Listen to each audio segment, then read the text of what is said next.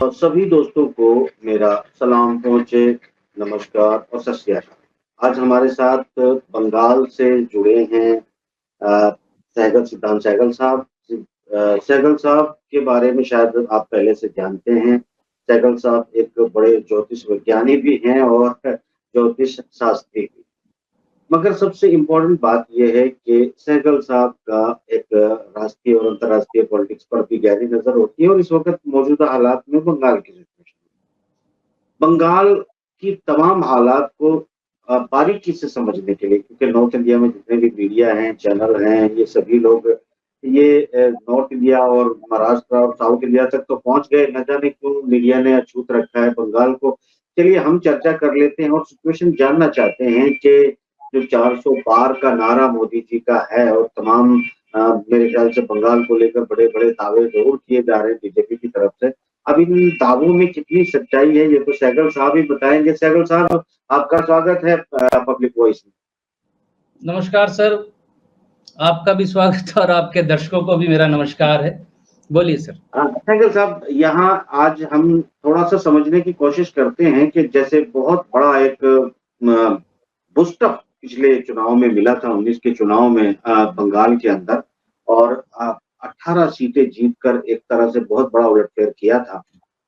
क्या इस बार आपको क्या सिचुएशन लग रही है? क्या आप क्या मान के चलते हैं कि जनता का मूड क्या है, और अगर मूड थोड़ा बदल रहा है तो क्यों बदल रहा है, और नहीं बदल रहा है, बीजेपी के फेवर में जा रहा है तो क्यों जा रहा है? क्या समझ रहे हैं इसके पीछे के कारण और लॉजिक के बारे में कुछ बता पाएंगे? जी जी जी जी जी। सबसे पहली बात तो सर ये है कि मैं बिल्कुल एकदम बेसिक पॉइंट बताना चाहूंगा आपको कि बीजेपी का व्यक्तिगत तौर पे वोट बैंक इतना नहीं है जितना मीडिया द्वारा फुलाया जाता है।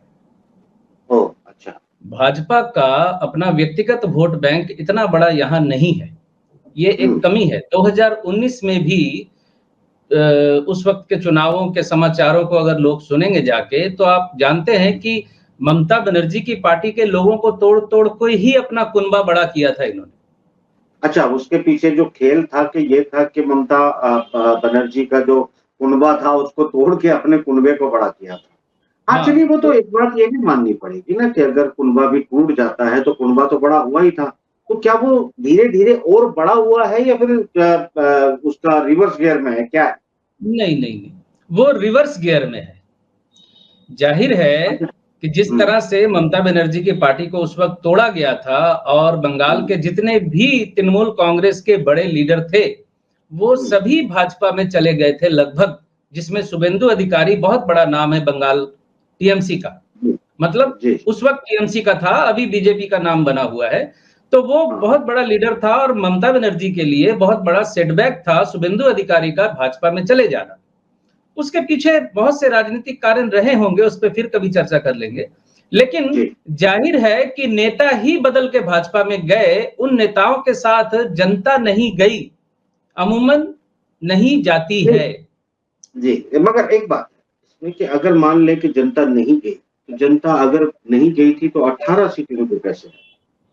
हाँ, ये बात आपकी बिल्कुल सही है कि सीटें उस वक्त मिली थी, कुछ हद तक समर्थन मिला था, और 2019 में बहुत से कारणों से मोदी जी के प्रति भाजपा में बंगाल में भी समर्थन बढ़ा हुआ था। क्या उसके पीछे राष्ट्रवाद की नीति थी, या फिर बंगाल के लोगों ने विकास का कोई पैटर्न देखा था, या फिर कोई इंटरनेशनल और नेशनल इस तरह के जो इशू थे जिसमें एक तरह से देश में बयार थी कि इसमें पुलवामा भी हम दरकिनार नहीं कर सकते, पुलवामा को और तमाम राष्ट्रवाद को। तो ये तो सही है कि बंगाल की धरती आंदोलन की धरती रही है। बंगाल की धरती इस देश की आजादी की लड़ाई लड़ने वाले बहुत से लोग जो हैं वो बंगाल से ही ताल्लुक रखते थे। वो नेताजी सुभाष चंद्र बोस आजाद हिंद फौज बनाने वाले रहे हों, या फिर राम प्रसाद बिस्मिल अशफाकुल्लाह खान ने जिनकी पार्टी को ज्वाइन किया था, वो पार्टी भी जो है आजादी के लिए लड़ाई मुहिम बंगाल से ही चल रही थी। तो क्या मतलब उसी तरह का कुछ माहौल बना था वहां? बिल्कुल बिल्कुल, राष्ट्रवाद बंगाल को बहुत अपील करता है, क्योंकि बंगाल जो है क्रांति की धरती कहा जाता है। राष्ट्रवाद अपील करता है बहुत ज्यादा। मैं ये कहूंगा कि धर्म उतना ज्यादा अपील नहीं करता बंगाल को जितना राष्ट्रवाद करता है।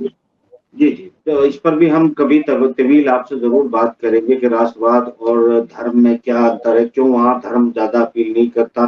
क्या जो कम्युनिज़्म था, वो हाँ, कम्युनिज़्म की जड़ें जो 1920 में शुरू हुई थी, जिसमें हम मान सकते हैं कि इसमें स्टालिन आएगा और स्टालिन के बाद जो जोशी और एक और अपने बंगाली दादा बाद में उनके नाम ज़िक्र करेंगे, वो आए थे और फिर ब्रिटेन की तरफ से भी एक खेमा आया था जो कैपिटलिज्म और सोशलिज्म के बीच जो लड़ाई शुरू हुई थी जो 1920 से, तो उसके असरात जो है उस ज़मीन पर ज़्यादा हुए थे, आपका कहने का अर्थ शायद ये है।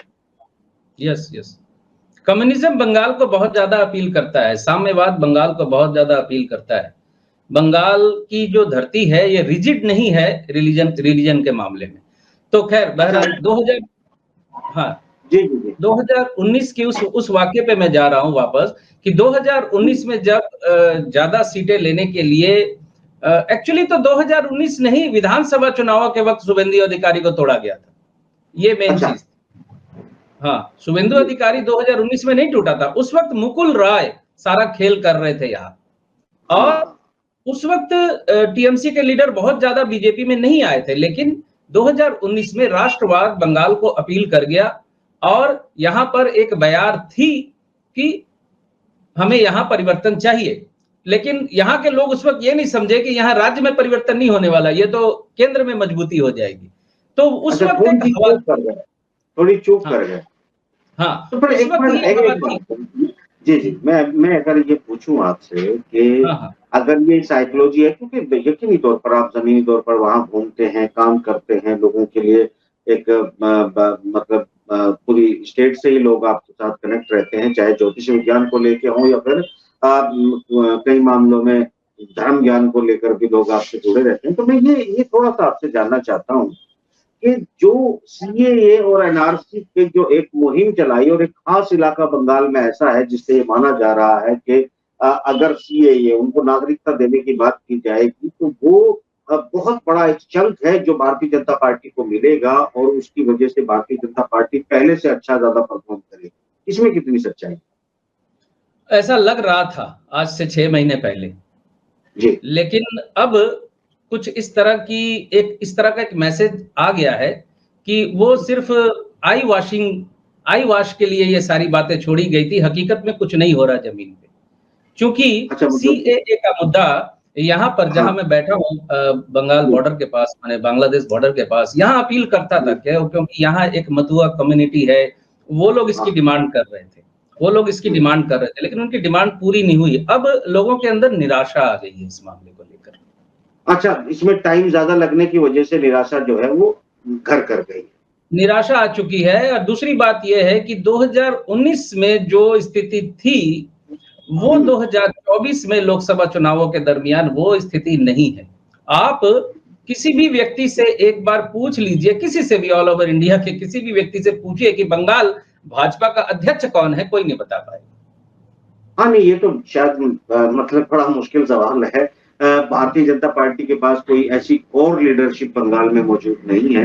नहीं है। जो है, जो मतलब दिखाई दे तो जो कम्युनिस्ट थे, अब आपने कहा कि धर्म के प्रति अब इतने ज़्यादा अ, ब एग्रेसिव या कुछ नहीं हो पाए हैं, तो फिर क्या वजह थी कि ममता बनर्जी की तरफ लोगों ने मूव किया और कम्युनिस्ट पार्टी को छोड़ दिया?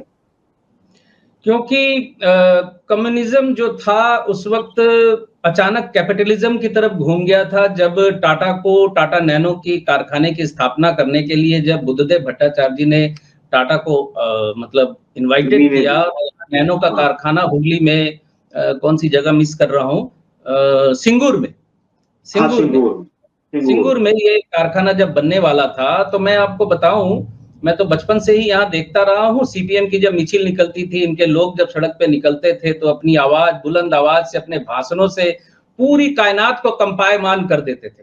लेकिन जी। सिंगूर घटना के बाद टाटा को यहाँ बुलाने के बाद जब केंद्र के खिलाफ जब जुलूस निकले थे 2011 के पहले क्योंकि 2011 में सत्ता बदली थी बंगाल में। उसके पहले जो हाँ, जुलूस निकले थे, पहली बार हमने देखा था कि एस्प्लैनेड एरिया में धर्मतल्ला जो हमारा एस्प्लैनेड एरिया कहलाता है कलकत्ता में, हाँ, शांति हाँ। से जुलूस जा रहा था। जुलूस बिल्कुल शांति से जा रहा था, कोई नारा नहीं था। इक्का-दुक्का हाँ, कोई जय हो किसी ने कर दिया तो कर दिया। नहीं तो इनके जुलूस में यही नारा हमेशा हुआ करता था, अमेरिका की कैपिटलिज्म को, अमेरिका के क्या कहते हैं उसको, विस्तारवादी उसके नेचर को, और कैपिटलिज्म के विरुद्ध इनके नारे हुआ करते थे। लेकिन जब टाटा को बुला लिया इन्होंने, तो वो नारा तो छिन गया इनसे। हाँ, अच्छा, तो मतलब लोगों ने, बंगाल के लोगों ने जो कैपिटलिज्म था वो कम्युनिस्ट पार्टी में देखना शुरू कर दिया और सोशलिज्म ममता के साथ देखना शुरू कर दिया। ये एक बारीक जुड़ाव था कि लोग सोशलिस्ट रहे और लोग ओरिजिनल सोशलिज्म के साथ चले गए, ऐसा कुछ था। हाँ, मैं यहाँ पर बड़ी बारीकी से 2 लाइन आपको बताना चाहूंगा। ममता बनर्जी जब से सीपीएम के खिलाफ आंदोलन करती थी तो पूरी सीपीएम पार्टी के साथ कम्युनिज्म के खिलाफ बोलती थी। हाँ, कम्युनिज्म के खिलाफ बोलती थी लगातार। मुझे व्यक्तिगत तौर पे ये यहाँ के समाचारों की वजह से मुझे मालूम है, ज्योति बसु जो फॉर्मर चीफ मिनिस्टर थे बंगाल के, उस former chief minister Jyoti Basu ने ममता बनर्जी को, जब ममता बनर्जी उससे मिलने गई थी उनसे इंदिरा भवन में, ज्योति बसु के अंतिम समय तो इंदिरा भवन में गुजरे थे ना, सॉल्ट लेक एरिया में, तो जब चीफ मिनिस्टर ज्योति बसु रहे नहीं तो ममता के साथ एक डिप्लोमेटिक सुलह हो गई, तो ममता उनकी खैर खवा लेने जाया करती थी, कैसे ज्योति बसु ने उसे एक मंत्र दिया था कि तुम वामफ्रंट के खिलाफ बोलो, कम्युनिज्म के खिलाफ मत बोलो, क्योंकि बंगाल की धरती कम्युनिज्म के खिलाफ नहीं जाएगी, वामफ्रंट के खिलाफ बोलो, क्योंकि कम्युनिज्म के खिलाफ उस वक्त बड़ी एग्रेसिव नेत्री होती थी ममता बनर्जी और बहुत एग्रेसिव फाइट करती थी। हाँ, अग्नि कन्या कहा जाता था उसको। तो वामफ्रंट का अत्याचार बढ़ गया था बहुत। वामफ्रंट मतलब घर में किसने कौन सी घड़ी लगानी है, लाल लगानी है कि हरी लगानी है, यहाँ भी इंटरफेयर करने लगे थे। मतलब एक, अच्छा, जो वो बात आप कह रहे हैं कि यानी कि वामपंथ का जो एक एग्रेशन था, क्या इसी तरह का एग्रेशन था वो जो इस वक्त हम भारतीय जनता पार्टी की तरफ से देश में देख रहे हैं कि भाई आपको क्या पहनना है, क्या खाना है, क्या चलना है, क्या इसी तरह का एग्रेशन था? बिल्कुल बिल्कुल, क्योंकि एक बात आप समझिए कि सीपीएम भी, जो कम्युनिस्ट पार्टी जो है, रेजिमेंटेड पार्टी है, और बीजेपी भी एक रेजिमेंटेड पार्टी है। सीपीएम को कंट्रोल करता है पॉलिट ब्यूरो, भाजपा को कंट्रोल करता है संघ। तो संगठन, हाँ, जो पार्टियां संगठन, जैसे वामपंथ का एक कलर जो है बहुत ज्यादा फेवरेट था, वैसे ही संघ का भी एक कलर फेवरेट है, और उस कलर में हम आज गाड़ियां देख रहे हैं, ट्रेनें देख रहे हैं, बिल्डिंगें देख रहे हैं। आज हाउस गाजियाबाद में भी हमने जो है उस पर भी भगवा कलर देखा है। तो बहुत सारी चीजें जो है वो एक कलर कॉन्शियस, यानी कि लोगों को एक उनकी चॉइस के बरक्स जाके उनको थ्रेट करना, उनको कंट्रोल करना, उनकी आजादी जैसे छीनने जैसा कुछ एहसास हो रहा था क्या वहां की जनता को? बिल्कुल बिल्कुल, सब कुछ एक तरफ ले जाना है, सब कुछ एक तरफा होना होगा। वहां उस वक्त यही हालात थे 11 के पहले तक, सब कुछ एक तरफा होना चाहिए। सीपीएम के एक बड़े लीडर को मैंने एक बातचीत के दौरान कहा था ऐसे ही कि देखिए, हर सिक्के के 2 पहलू होते हैं। उसने मेरी इस बात को ही काट दिया, बोला सिक्के का दूसरा पहलू कुछ नहीं होता। तो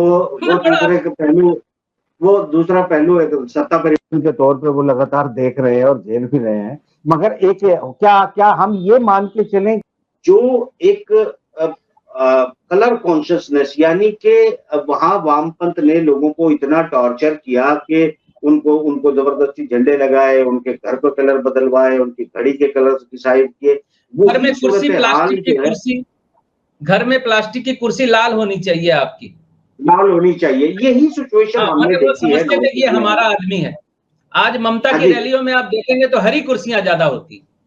देखिए यही हुआ ना, देखिए यही यहाँ पर भी हुआ कि आप जब राम मंदिर, तो किसी मेरे ख्याल से ऐसा कोई नहीं है इस देश में, चाहे हिंदू हो या किसी दूसरे मजहब से ताल्लुक रखता हो, जिसे राम जी से कोई बैर हो या फिर कोई इस तरह की बात कभी नहीं रही है। हमने भी बचपन से लेके हमारे गांव में जो दूसरे पक्ष के लोग होते थे वो सुबह आते थे, राम राम करते थे, हम भी पलट के राम राम करते थे, कभी कोई बैर था ही नहीं। फिर अचानक इसी तरह का जो वामपंथ का एक जो रोल आप बता रहे हैं बंगाल में था, हालांकि मैं खुद उसका चश्मदीद गवाह हूं, उस दौर में मैंने बंगाल में खुद भी देखा है, पर आज आपकी बात जरूरी है। बात ये है सैकल साहब कि यहाँ भी लोगों ने कहीं ऐसा ही तो फील नहीं किया कि चाहे वो किसी भी धर्म जाति का हो, उसके साइकिलों पे, मोटरसाइकिलों पे, घरों के ऊपर झंडे लगा दिए गए, लोगों को एक पूरी तरह से एक ही कलर में रंगने की कोशिश की गई, और लोगों में चाहे चाहे एक भय पैदा हो गया कि अगर हम इतने ही टाइट होते चले गए तो क्या हम अपनी मूल आजादी को नहीं गवा देंगे। ये भय फैला है ना, ये भय फैल रहा है, ये भय तो आ गया ये है। भय फैल रहा है। यही ये भय ही है जो देश की जनता को ज्यादा वोट बूथ तक नहीं ला रहा है और इस वक्त थोड़ी हवा बीजेपी के खिलाफ दिख रही है। जस्ट 4 दिन पहले एक व्यक्ति से मेरी बात हुई, जस्ट 4 दिन पहले, मेरे पड़ोस में रहता है, चुनाव के बारे में ऐसी बात उठी तो बोला मैं वोट देने नहीं जाऊंगा। मैंने कहा क्यों? बोला ममता जैसी है ऊपर, वो मोदी भी वैसा ही है। ठीक है, उसने सिमिलर कर दिया। यही व्यक्ति 6 महीने पहले मुझे बोल रहा था कि मोदी नहीं तो कौन, उसके अलावा और कौन चलाएगा, मतलब किसको लाएंगे हम। और आज उसका मत परिवर्तन ये हुआ है जो वो बोल रहा है कि नहीं ये तो सब बेच देंगे। अब मतलब उनको ये याद आने लगा कि वो संपत्तियां जो है, हालांकि इतना मैं समझता हूँ कि देखिए बंगाल का और नॉर्थ इंडिया का एक फर्क है सैगल साहब, कि बंगाल का एक कॉमन इंसान जो मजदूरी करने भी जाता है वो भी अखबार खोल के देख लेता है और वो पॉलिटिक्स को समझना चाहता है, जियो पॉलिटिक्स को समझना चाहता है, देश की संपत्ति गई या आई इस पर नजर रखता है। ये मैंने खुद देखा है। आप क्या कहते हैं? हर दूसरी दुकान में एक अखबार जरूर होता है हमारे यहाँ। जी और हर चाय दुकान में अखबार होता है और कुछ लोग अखबार, सारा अखबार पढ़ते हैं, पूरा रट लेते हैं ताकि सारा दिन बहस कर सके दूसरों के साथ कि ये हुआ था, वो हुआ था। पॉलिटिकल बहस होती है। हाँ, यहाँ जो होती है नॉर्थ इंडिया में वो पॉलिटिकल बहस नहीं होती। ये जो राजनीति यहाँ होती है वो किस तरह की राजनीति होती है? यहाँ राजनीति होती है नॉर्थ इंडिया में, वो बात करते हैं डेवलपमेंट की या डिक्रीज इंक्रीज क्या हो रहा है उन पर बात करते हैं। यहाँ जो राजनीति पर बात होती है वो पर्टिकुलर एक खेमे को लेके अंध समर्थन की बात होती है, अंध विरोध की बात होती है। मतलब कुल मिलाकर यह है कि जो पॉलिटिक्स के गहरे जो संवाद है वो मुझे कभी सुनने को नहीं मिलते नॉर्थ इंडिया में। जैसे कि आज पूरा मीडिया ब्लैक है कि अमेरिका ने एक बहुत बड़ा इल्जाम भारत पे लगाया है और वो इल्जाम पे हम जरूर अलग से एक प्रोग्राम करने वाले हैं। देखिए मुझे लगता है कि इस जो सिचुएशन इस वक्त चल रही है नॉर्थ इंडिया की, वो एक अजीब सी दुविधा में है और आप बंगाल में भी वही बता रहे हैं कि सिचुएशन क्या है। तो आप ये कहना चाहते हैं कि भारतीय जनता पार्टी का पहले जैसा नहीं रहेगा, उसको वो लॉस कर रही है, लूज करेगा। इसके पीछे आप मुझे 2 मिनट बोलने दीजिए नॉन स्टॉप। क्यों लूज करेगा वो बोलना चाहता हूं मैं। जी आइए। 2019 में लोगों के मन में, विशेष करके मैं सिर्फ इस वक्त बंगाल की बात कर रहा हूं तो बंगाल को सेंटर में रख के ही बोलूंगा कि बंगाल की कम्युनिस्ट पार्टी को, सीपीएम पार्टी को ये मतलब पक्का तो नहीं था कि 2019 में मोदी जी फिर प्रधानमंत्री बन ही जाएंगे। ये कंफर्म नहीं था। जीत गए वो अलग बात है, लेकिन फिर भी उस वक्त एक ऐसी हवा बन रही थी कि ममता बनर्जी कहीं प्राइम मिनिस्टर ना बन जाए। ध्यान दीजिएगा मेरी बात को, ममता बनर्जी कहीं प्राइम मिनिस्टर ना बन जाए, मैक्सिमम लोकसभा सीटें लाकर, क्योंकि 42 सीटें यहां है। 2014 में ममता बनर्जी 32 की 35 सीटें ले आई थी लोकसभा में। एक प्रमुख दावेदारों में से एक थी, ठीक है ना। तो वो, इनको ये डर था कि सबसे बड़ी पार्टी होने के कारण ममता बनर्जी कहीं प्रधानमंत्री कैंडिडेट ना बन जाए 2019 में। उस वजह से भाजपा के साथ कम्युनिस्ट पार्टी का एक इनसाइड अंडरस्टैंडिंग हो गई थी।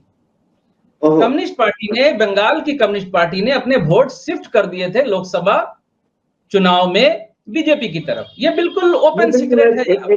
सागर साहब, ये आप नई बात बता रहे हैं कि ममता बनर्जी चूंकि एक प्रमुख दावेदार थी 19 में प्रधानमंत्री पद की, इस वजह से कि वो प्रधानमंत्री पद की सीट तक न पहुंच जाए और कम्युनिस्ट पार्टी ने अपना वोट जो है वो साइलेंट तौर पे शिफ्ट कर दिया भारतीय जनता पार्टी को। मेरा कहने का मतलब यहाँ ये था सागर साहब कि अब भी एक प्रमुख दावेदार जो है वो है ममता बनर्जी। अगर वो है तो क्या अब इस बार जो लेफ्ट है वो अपना वोट शिफ्ट नहीं करेगा भारतीय जनता पार्टी को? और नहीं करेगा तो क्यों नहीं करेगा? इस बार नहीं करेंगे, क्योंकि 2019 में शिफ्ट करने के बाद भी कम्युनिस्ट पार्टियों के हाथ लगा क्या, और अब तो वो बिल्कुल खात्मे की कगार पे खड़ी है। वो अगर अपनी आइडेंटिटी को नहीं बचाएंगी एक आध सीट छीन कर, खुद जीत कर, क्योंकि यहाँ कांग्रेस के साथ कम्युनिस्ट पार्टी का गठजोड़ है बंगाल में इस वक्त। पिछली बार होते हुए भी वोट शिफ्टिंग हाँ, इन्होंने कर दी थी।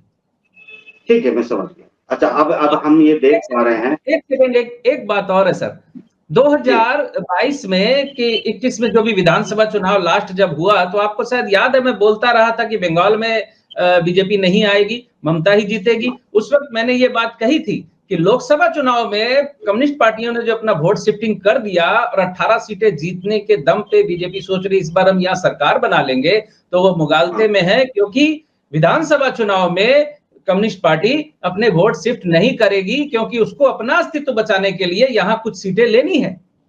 और मैं आपसे वादा करता हूँ कि सहगल साहब के साथ अगला एपिसोड बहुत जल्द करूंगा। वो करूंगा मैं ज्योतिष विज्ञान के हिसाब से कि सहगल साहब इस वक्त देश की राजनीति को ज्योतिष के एंगल से कैसे देख रहे हैं, क्यों देख रहे हैं और क्या-क्या उसमें उनको संभावनाएं नजर आ रही है।